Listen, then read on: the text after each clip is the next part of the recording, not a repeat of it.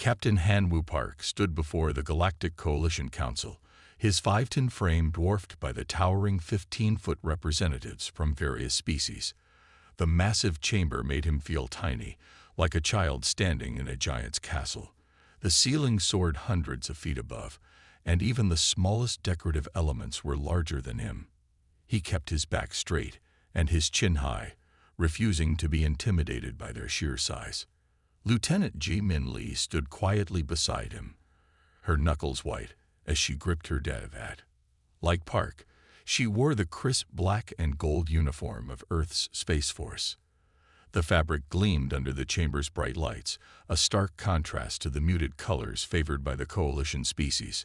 Ambassador Krax, a massive being with gray-blue scaled skin and multiple sets of arms, leaned forward in his enormous chair. His movement cast a shadow over the two humans. "Your species is charming," he rumbled, his voice so deep it made the floor vibrate. "But surely you understand that modern warfare requires substantial physical presence. Your soldiers would be inadequate." Several other council members nodded in agreement. A few didn't even try to hide their amused smirks. To them, humans were barely more than clever pets, an interesting curiosity, but nothing to be taken seriously.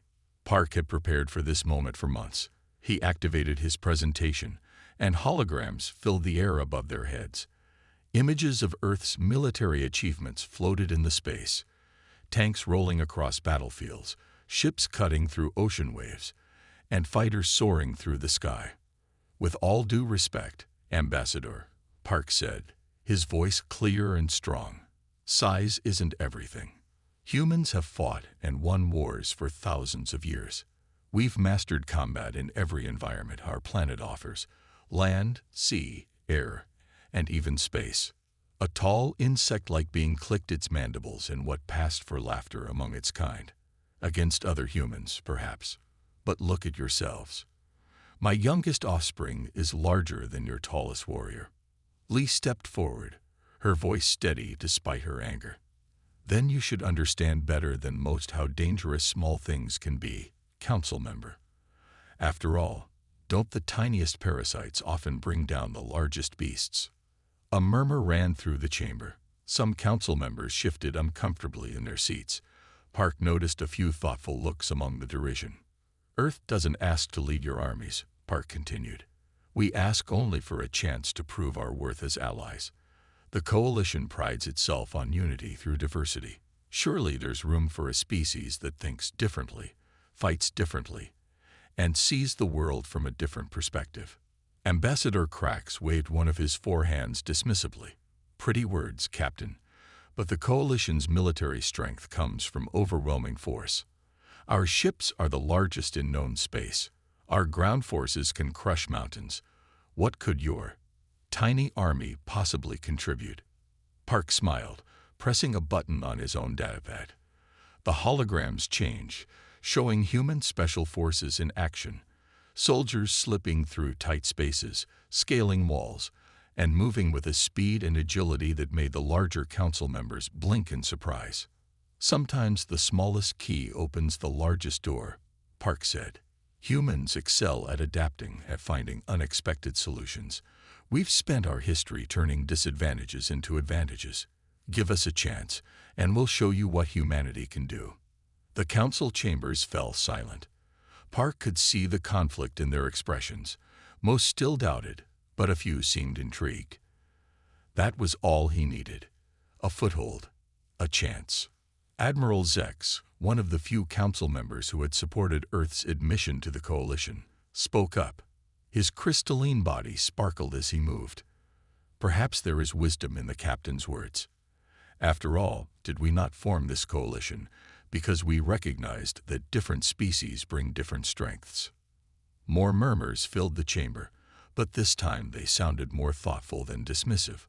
Park kept his expression neutral, but inside he felt a spark of hope. They hadn't won the council over, not yet, but they'd planted a seed of doubt in their certainty. "Very well," Ambassador Krax finally said. "Earth may contribute a token force to the Coalition military. But remember, Captain, you asked for this chance. Do not make us regret giving it to you."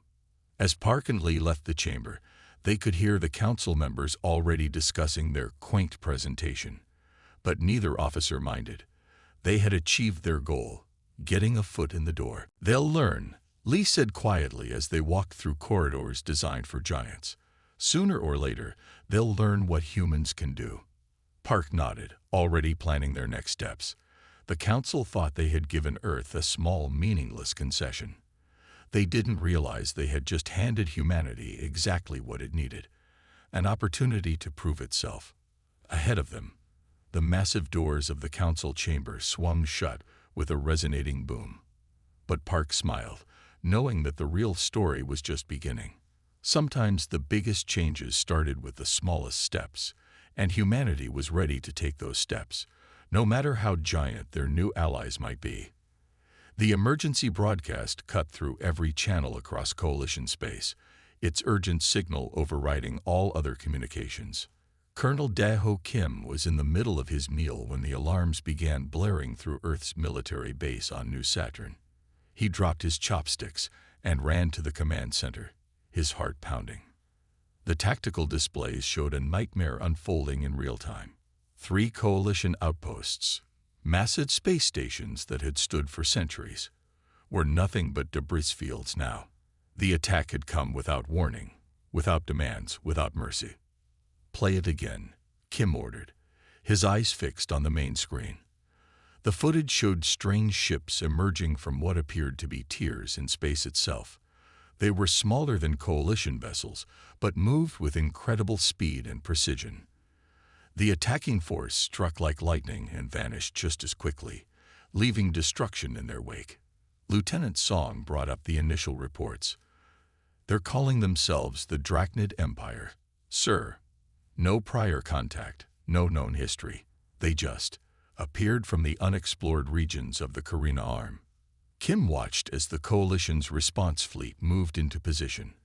The massive warships were beautiful in their way, each one the size of a small moon, bristling with weapons that could crack planets. Under normal circumstances, such a show of force would have been enough to make any aggressor think twice. But the Drachnid weren't fighting normally. "Look at that," Kim muttered, pointing to a particular sequence. "Their ships are running circles around our heavy cruisers. It's like watching elephants try to catch mosquitoes." The Coalition's traditional doctrine was failing before their eyes. Their huge ships, designed to overwhelm enemies with sheer size and power, couldn't track the faster, smaller Drachnid vessels. Their weapons, meant to destroy large targets, struggled to lock onto the agile attackers.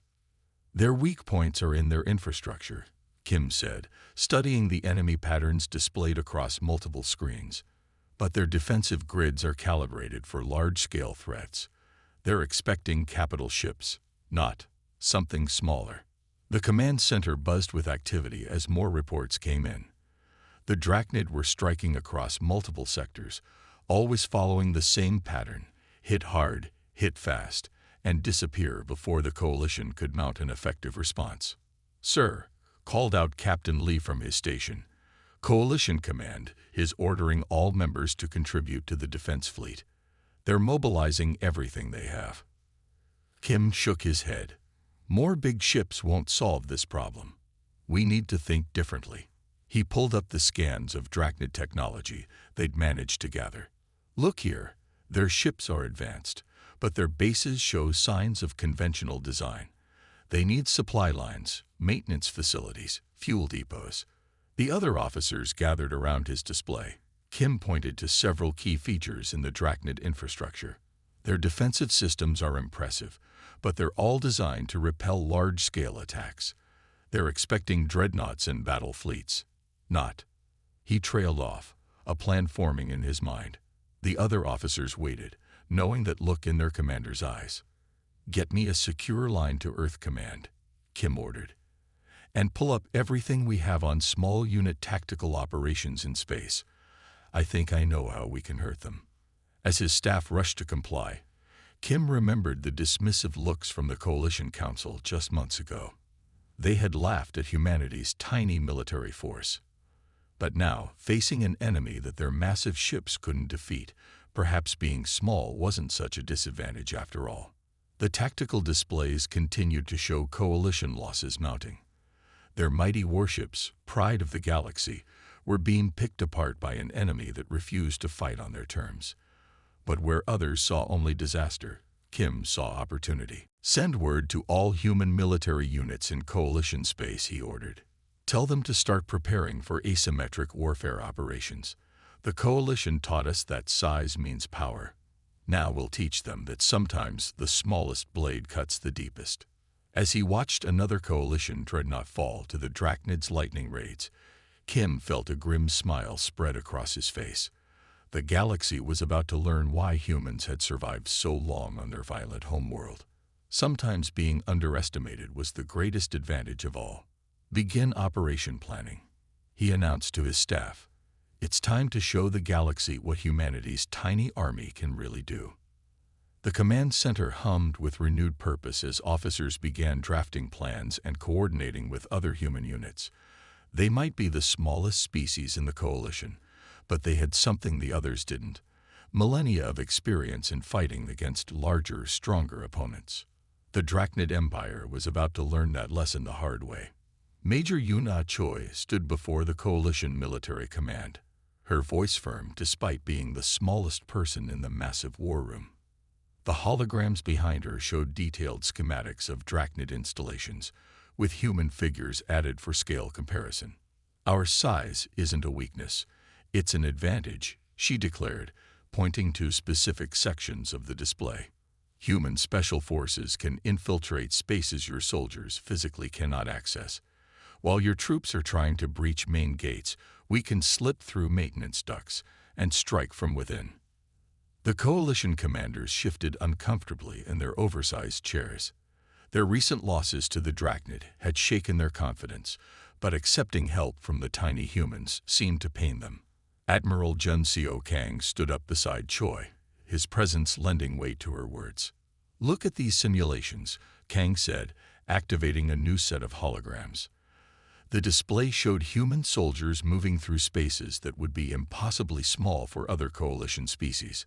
"Our teams can move through maintenance ducts, ventilation systems, and access panels designed for repair drones. We can strike where they least expect it." A massive tentacled commander named Grohl rumbled in disagreement. "This is not warfare. Sneaking through pipes like vermin. The coalition fights with honor, with strength." Choi's eyes flashed. "With respect, Commander, how is your honorable warfare working against the Drachnid? 3 more outposts fell yesterday. Their hit-and-run tactics are bleeding you dry, and your mighty warships can't even catch them." The room fell silent. Even Grohl couldn't argue with the truth of her words. Admiral Kang brought up footage from Earth's military history, showing human special forces in action across various terrains. "Humans have been perfecting these tactics for thousands of years," he explained. "We learned long ago that sometimes the smallest warrior can deal the deadliest blow. Every space station, every base, every ship has these small access ways. They're necessary for maintenance, for repair drones, for emergency systems." Choi continued, "The Drachnid, like you, build everything on a massive scale, but they leave these small spaces because they have to. They never considered them a threat because, like you, they think bigger means better." She pulled up detailed scans of a Drachnid supply depot. "See these maintenance tunnels. To your soldiers, they're cramped spaces barely big enough for repair drones. To us, they're perfect infiltration routes. We can move entire squads through them, plant explosives, sabotage critical systems, all without ever being detected." One of the commanders, a crystalline being named Vex, leaned forward. "But surely their security systems are designed to detect large-scale threats," Choi finished. "Their sensors look for capital ships, for massive energy signatures, for large groups of troops. A few human soldiers, we're smaller than some of their maintenance equipment. We're literally beneath their notice." Admiral Kang activated another simulation, this one showing a complete infiltration operation. A single squad of human special forces could disable a Drachnid base from within. While their defenses are focused on repelling large-scale attacks, we strike at their heart. The coalition commanders watched in silence as the simulation played out. Human soldiers moved through maintenance systems, planted charges at critical points, and disappeared before anyone knew they were there. The entire base went dark with minimal casualties and maximum effect. "We don't need to match their ships in battle," Choi said quietly. "We just need to cut off their supply lines, disable their repair facilities, destroy their fuel depots. 1,000 tiny cuts instead of one massive blow." A low murmur filled the room as the commanders discussed among themselves. Choi could see the reluctance in their faces warring with desperate need. The Drachnid were winning, and pride was becoming a luxury they couldn't afford. Finally, Supreme Commander Axon spoke. "Your proposal has merit, but can your soldiers really accomplish these operations? The risks would be extreme." Choi smiled. "Supreme Commander, humanity has always faced bigger, stronger opponents. We're still here because we learned to turn our weaknesses into strengths. Give us a chance to prove what we can do." The command room fell silent again as Axon considered. Around him, the other commanders waited, their massive forms still except for nervous twitches and shifting limbs. "Very well," Axon declared. "You have authorization for one operation. Show us what your tiny warriors can do, Major Choi. The Coalition's resources are at your disposal." As Choi and Kang left the command center, she allowed herself a small smile. The Coalition had just handed humanity exactly what they needed, a chance to prove their worth. Their size, so long mocked by their allies, would become their greatest weapon. "They still think we're taking a desperate gamble," Kang said quietly as they walked through the oversized corridors. "Let them think that," Choi replied. "Sometimes the best advantage is being underestimated. The Drachnid are about to learn what humans have known for millennia. The deadliest predators aren't always the biggest ones." Sergeant Min Ji-song moved silently through the dim maintenance shaft, her night vision showing the path ahead in shades of green. The access tunnel, designed for repair drones, felt almost spacious to her human frame. Behind her, 5 other soldiers followed in perfect silence, each carrying enough explosives to cripple the massive Drachnid command station. The station's regular corridors towered 3 stories high, built for the giant Drachnid warriors. But these maintenance shafts, these forgotten spaces between the walls, were perfectly sized for human infiltrators. Song's team had studied the layout for weeks, memorizing every turn and junction in the labyrinth of service tunnels. "Junction point ahead," she whispered into her comm unit. "Team 2, status." "In position at the secondary reactor controls," came the quiet response. "No contact with enemy forces. These tunnels are empty except for maintenance drones." Song smiled behind her tactical mask. The Drachnid, like their coalition enemies, fought too big. Their security systems watched for capital ships, for armies, for threats that matched their own massive scale. They never thought to guard against something as small as a human strike team. The maintenance shaft opened into a wider service area. Repair drones sat inactive in their charging stations, their bulky forms nearly as large as the humans. Song's team moved past them like ghosts, their footsteps silent on the metal grating. "Like our ancestors who used their small size to navigate cave systems," she whispered to her team. "We'll show them why being underestimated is a tactical advantage. Set charges at points Alpha through Delta. Remember, we're not here to destroy the station, just to make it stop working." Her soldiers spread out, placing compact but powerful explosive devices at crucial junctions. These weren't the crude bombs of earlier wars. Each charge was precisely calibrated to disable specific systems without causing catastrophic damage. The goal wasn't to kill. It was to demonstrate that nowhere was truly secure against human infiltration. A maintenance drone whirred to life nearby. The team froze, their adaptive camouflage blending with the walls. The drone rolled past, its sensors designed to detect mechanical failures, not living infiltrators. Song waited until it turned the corner before signaling her team to continue. "Central reactor control access in 20 meters. her navigator reported. Thermal readings show minimal activity. Looks like they really do leave all the maintenance to automated systems. Song led them to a junction where several shafts met. Above them, they could hear the deep, rumbling voices of Drachnid crew members in the main corridor. The aliens' heavy footsteps made the whole shaft vibrate slightly. Final charges in place, reported Team 2. Beginning withdrawal to extraction point beta. She pulled up another image on her screen. Look at this.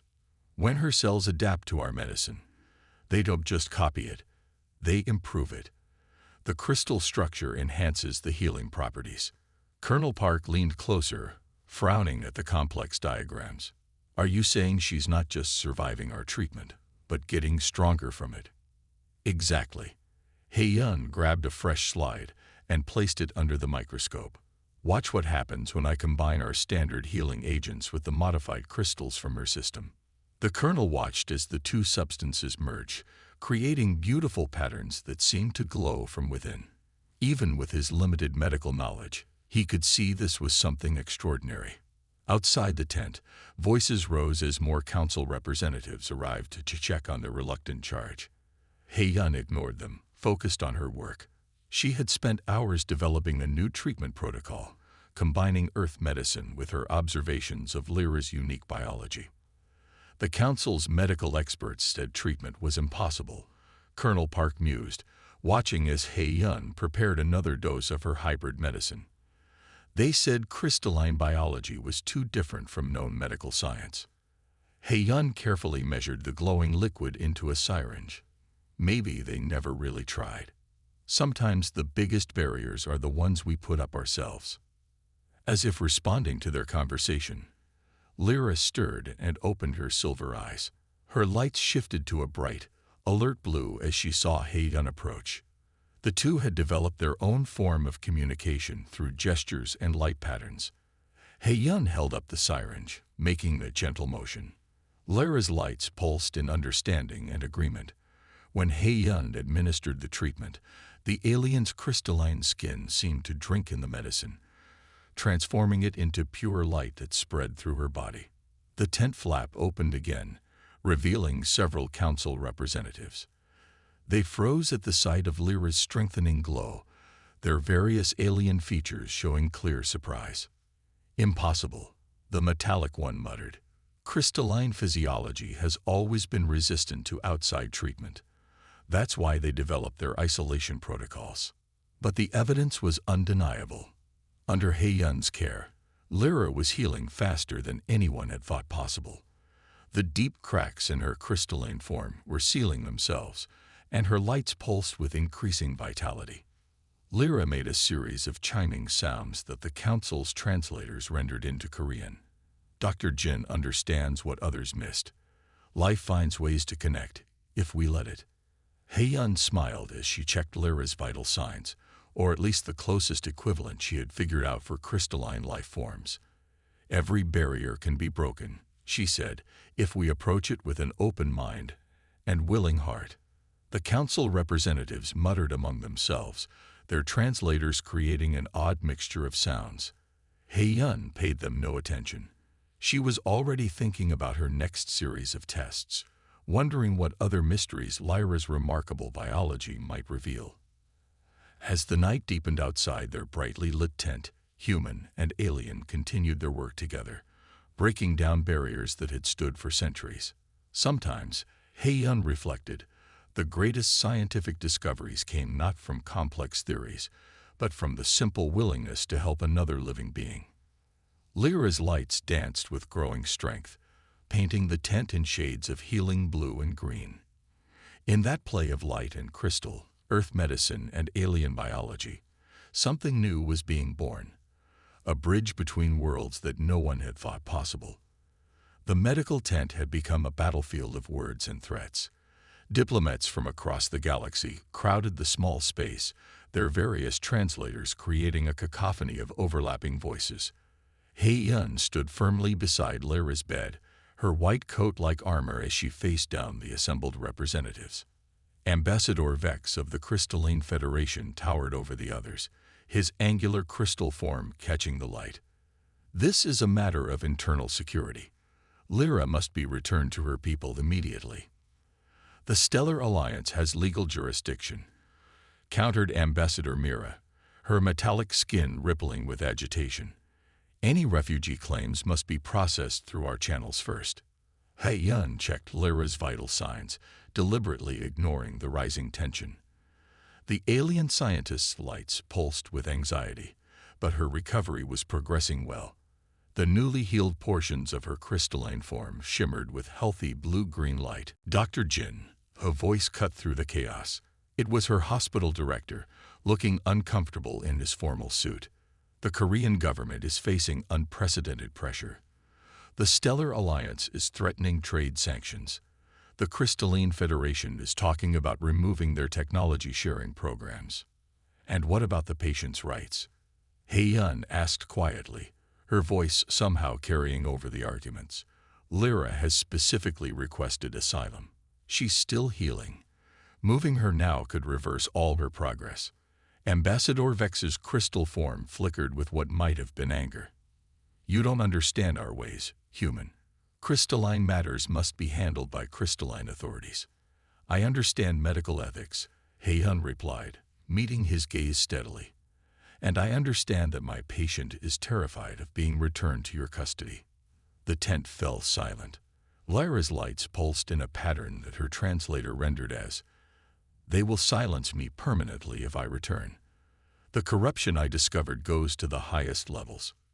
These are serious allegations, Ambassador Mira interjected smoothly. The Stellar Alliance would ensure a fair hearing. After months of detention and interrogation, He-Yun cut in. I've seen your processing facilities. No medical care, no rights, just endless questioning. More officials were arriving outside the tent. He-Yun could hear military vehicles and raised voices. Earth's governments were under immense pressure to hand Lyra over to one faction or another. The hospital director stepped closer, lowering his voice. Dr. Jin, be reasonable. This is bigger than one patient. The entire planet's future could be affected. He-Yun looked at Lyra, whose silver eyes were fixed on her with trust and hope.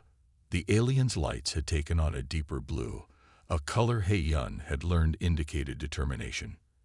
You're right, He-Yun said clearly, addressing everyone in the tent. This is bigger than one patient. This is about what kind of species humanity wants to be. Do we abandon our principles the first time they're tested? Do we throw away medical ethics because someone more powerful threatens us? Ambassador Vex moved forward menacingly, his crystal form casting sharp shadows. You risk much, human doctor. No, He-Yun corrected him. I risk nothing compared to what Lyra risked to expose the truth. She stays until she's fully healed. After that, she can choose her own path. The tension in the tent reached a breaking point. The hospital director was practically wringing his hands. The president himself has requested. Then tell the president that Dr. Jin respectfully declines, He-Yun said, turning back to check Lyra's healing progress. I took an oath to do no harm. Sending my patient into custody where she fears for her life would violate that oath. Lyra's lights brightened suddenly, creating a complex pattern that spread across her crystalline form. The assembled diplomats stepped back, several making sounds of surprise. She's displaying the ancient rites pattern, Ambassador Vex said, his voice shocked. A formal claim for protection under the original Galactic Charter. Ambassador Mira's metallic features shifted. That hasn't been invoked in centuries. It would require a witness of pure intent. Lyra's translator chimed in. One who helps without seeking gain. I named Dr. Jin He-Yun as my witness. The tent erupted in chaos again, but now there was an undercurrent of uncertainty in the diplomatic threats. He-Yun didn't understand all the implications, but she could see the effect Lyra's declaration had on the assembled aliens. This changes nothing, Ambassador Vex declared, but his crystal form flickered with what might have been doubt. He-Yun continued her work, checking Lyra's healing wounds with careful hands. Actually, she said without looking up, I think it changes everything. Now, Unless you're here to assist with medical care, I need to focus on my patient. One by one, the diplomats filed out, their threats turning to muttered discussions about ancient laws and unexpected complications. The hospital director lingered last, looking both worried and somewhat proud. "You're either the bravest or the most foolish doctor I've ever met," he said finally. Hei-yun smiled slightly as she adjusted Lyra's medication. "Sometimes doing the right thing looks like foolishness to others, but I can live with that." Lyra's lights danced with gratitude as the tent finally cleared, leaving doctor and patient in peaceful quiet. Whatever storms were gathering in the galaxy's political circles, this space remained a sanctuary of healing and hope. The evening cast long shadows across the medical tent as Hei-yun reviewed her treatment logs. Beside her, Lyra's crystalline form glowed with steady, healthy light, a far cry from the flickering, failing patterns of her arrival. The alien scientist had grown stronger each day, and with her strength came the truth.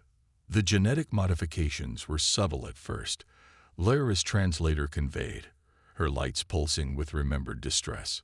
Small changes in crystal structure that shouldn't have been possible naturally. But then I found more. Hei-yun looked up from her computer, where she had been documenting the unusual damage patterns she'd observed in Lyra's initial injuries. "The evidence is in your own body, isn't it? That's why they wanted to silence you so badly." Lyra's lights shifted to a deep indigo, a color Hei-yun had learned indicated agreement tinged with sadness. "My research facility was supposed to be studying natural crystal formation in our young. But the deeper I looked, the more I found signs of manipulation. Someone was experimenting on our children." The alien's 4 silver eyes dimmed as she continued her story. The translator struggled to keep up with her rapid chiming sounds. "They were trying to create weapons, living weapons, our natural ability to adapt and enhance foreign substances. They wanted to use it for military purposes." Hei-yun's hands tightened on her medical tablet. Her detailed logs had revealed something disturbing about Lyra's injuries. The damage patterns weren't random. The cracks in her crystalline form followed specific stress points that only someone with intimate knowledge of crystalline physiology would know about. "Your ship didn't just malfunction," Hei-yun said quietly, pulling up the detailed scans she'd taken. "Look at these impact patterns. Someone knew exactly where to hit to cause maximum damage, while making it look like an accident." Lyra's lights pulsed with confirmation. "The day I prepared to present my findings to the Science Council, my lab was destroyed. They thought they had eliminated all evidence. They didn't expect me to escape, and they certainly didn't expect me to survive the crash." Hei-yun stood and walked to a small safe in the corner of the tent. She pulled out a sealed container holding samples she had taken during Lyra's initial treatment. But they made a mistake. The very modifications they were trying to hide actually helped you survive. The alien scientist moved closer, her lights brightening with interest as she examined the samples. "The enhanced healing properties. Yes, the illegal modifications made my cellular structure more resilient." How ironic. Outside the tent, they could hear the constant movement of guards. After Lyra's invocation of the ancient rites, security had been increased. No one was taking chances with her safety now. "Your medical logs are extraordinarily detailed," Lyra observed, her lights taking on a scholarly pattern that reminded Hei-yun of excited colleagues sharing research.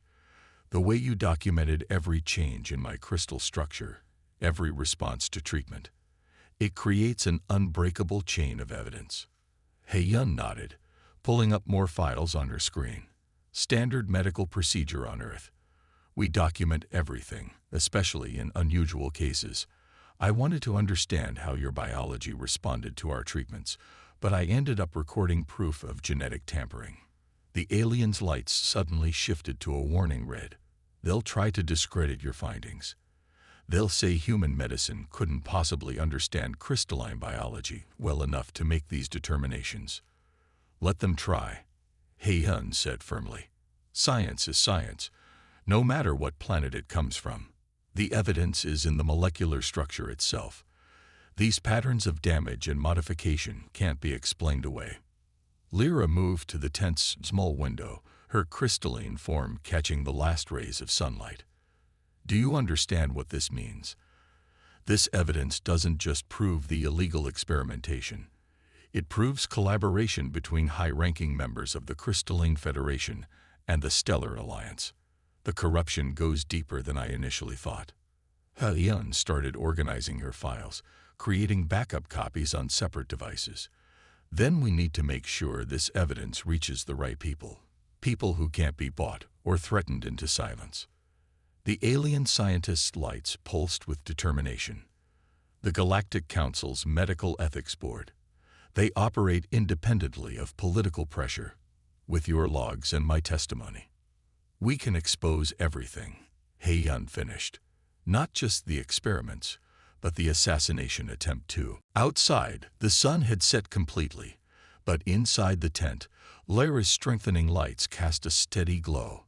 The truth, like her healing, couldn't be contained forever. It was growing stronger day by day, ready to shine into the darkest corners of galactic corruption. Hyun looked at her patient, who had become something more, a partner in uncovering a truth that could shake the foundations of interstellar politics. Sometimes, she reflected, the most important discoveries came not from grand research projects, but from simply doing one's job with care and attention to detail. The night settled around their tent, but neither human nor alien slept. There was too much work to be done, too much truth to protect. The evidence they had gathered would soon challenge the powers that had tried to silence Lyra. And it had all started with a doctor's simple decision to help someone in need. 5 years after Lyra's crash landing, the Seoul Interspecies Medical Center stood as a gleaming testament to change. Its crystal and steel architecture reflected both earth and crystalline design, rising against the city's skyline like a beacon of hope. Inside, doctors of various species worked side by side, learning from each other's differences and similarities. Hyun walked through the main research wing, her white coat now bearing the symbol of both Earth's Medical Association and the Galactic Council's Health Division. Beside her, Lyra's crystalline form glowed with healthy blue-green light as they discussed their latest project. The hybrid treatment protocols have been approved for use in 17 more systems, Lyra announced, her lights dancing with excitement. The results from the crystal-enhanced medications are exceeding all expectations. They passed a treatment room where a young human doctor was carefully tending to a smoke-form patient, using techniques that would have been unimaginable just a few years ago. In another room, a crystalline healer worked with a human child, their combined light creating patterns of healing and hope. Do you ever think about that first night? Hyun asked, pausing by a window that overlooked the city, when everyone said treating you was impossible. Lyra's lights shifted to a pattern of fond remembrance. I think about it every day. One human doctor's courage changed everything. Not just for me, but for the entire galaxy. The scandal that had followed their evidence release had indeed shaken the foundations of galactic politics. The exposure of illegal genetic experimentation had led to the resignation of 3 high counselors and a complete restructuring of the Galactic Medical Ethics Board. But more importantly, it had changed how the galaxy viewed humanity. They called us primitive. Hyun mused, watching a group of alien medical students passing by. Now they send their best and brightest to learn from us. The center had become famous for its revolutionary approach to medical care. Hyun's detailed documentation of Lyra's treatment had become required reading in medical schools across the galaxy. The simple principle that care and compassion could transcend biological differences had sparked a medical revolution. The latest data from the Xenogenetics lab is remarkable. Lyra continued, pulling up a holographic display. The combination of human intuitive medicine and crystalline adaptive biology is opening entirely new fields of treatment. A soft chime indicated an incoming emergency. Hyun and Lyra moved quickly to the trauma center, where a ship had just arrived carrying victims of a space mining accident. Without hesitation, medical teams of multiple species worked together, each contributing their unique skills and understanding. Heian watched as a human nurse worked seamlessly with a crystalline healer, their combined efforts stabilizing a critically injured patient. This was what she had fought for, not just the right to help one alien in need, but the chance to show that compassion knew no species barriers. Later that evening, as the center's lights dimmed to accommodate nocturnal species, Heian and Lyra stood in their shared office, reviewing the day's cases. The Galactic Council's annual report ranked us first in interspecies care for the third year running, Lyra noted, her lights pulsing with pride. They specifically cited our policy of treating all patients, regardless of species or political affiliation. Heian smiled, remembering the early days when such an idea had seemed impossible. Medicine isn't about species, she said, repeating the words that had become the center's unofficial motto. It's about helping those in need. Lyra's lights brightened, as they always did when she heard those words. The pattern spread across her crystalline form in waves of blue and gold, colors that the staff had come to recognize as joy and gratitude.